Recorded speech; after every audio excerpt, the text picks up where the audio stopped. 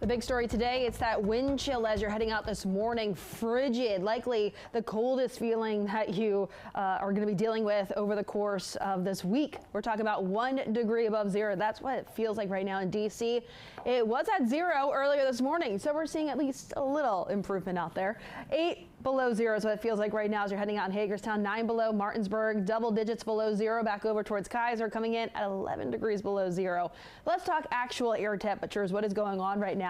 Currently 15 in D.C., 11 in Manassas, but we're seeing those single digits and even just below zero back over towards Cumberland and Kaiser, and parts of the I-81 corridor certainly seeing those single digits right now. Satellite and radar. So the reason why we actually see those temperatures at least relatively warmer for D.C. along I-95 and areas eastward is because we had still some cloud cover lingering. We're slowly starting to see those clouds eroding and pushing their way off the east coast. This is the northern extent of that system that has been impacting the Gulf Coast states along with southeasternmost parts of the United States.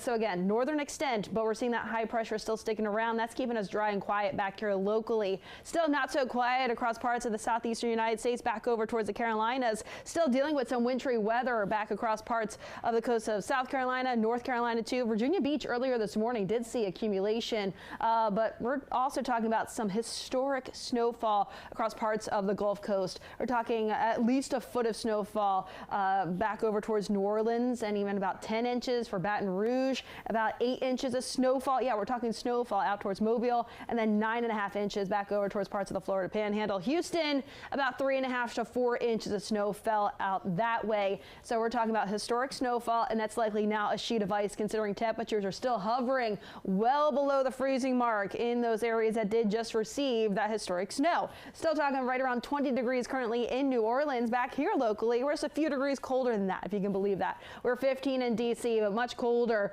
Just areas off toward the north and west of D.C. and back over towards the Midwest, and even much of the plains still hovering into those low to mid 20s. But we have those cold weather advisories, including in our area, and that extends as far south as New Orleans. We have that extreme cold warning also back over towards Houston and even over towards parts of Alabama, the Florida Panhandle. Winter storm warnings are still holding over towards parts of Florida as well. Back here locally, we still have those cold weather alerts. We have that extreme cold warning for western Maryland, parts of West Virginia, along with the Blue Ridge too. That goes until 10 a.m. tomorrow morning, so still dealing with that cold, especially overnight tonight too. Then we have that cold weather advisory for the rest of our area till 11 o'clock this morning. We'll likely see yet another one issued later on this evening and through the overnight tonight. If you're trying to plan out the rest of your day today, yeah, we'll see a bit more of that sunshine breaking out later on this afternoon. High temperatures though varying the upper teens to lower 20s today, and thankfully the wind will not be quite as strong later on today, so wind chills will be a little bit closer to the actual air temperatures later on this afternoon.